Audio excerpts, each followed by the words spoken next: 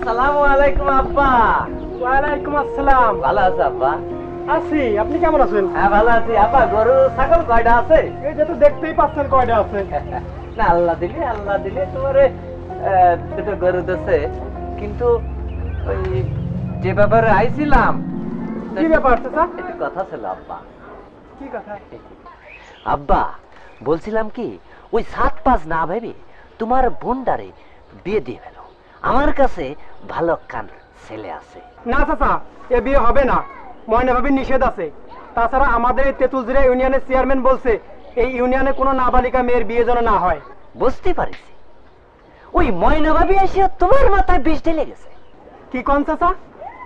বিষ ঢালার কি হলো? ময়না ভাবি তো ভালো কথা বলছে। কেন নাবালিকা মেয়ের বিয়ে দিতে হবে? তাছাড়া এই তেঁতুলজুড়া ইউনিয়নের চেয়ারম্যান আমাদেরকে বলছে এই ইউনিয়নে কোনো নাবালিকা মেয়ের বিয়ে দেওয়া যাবে না। আরে চাচা, তুমি আবার এই বাড়িতে আইছো? কিসের জন্য আইছো? বাল্য বিবাহ দেওয়ার জন্য? বাবা দাঁড়া, তোমার আজকে চাটা আমার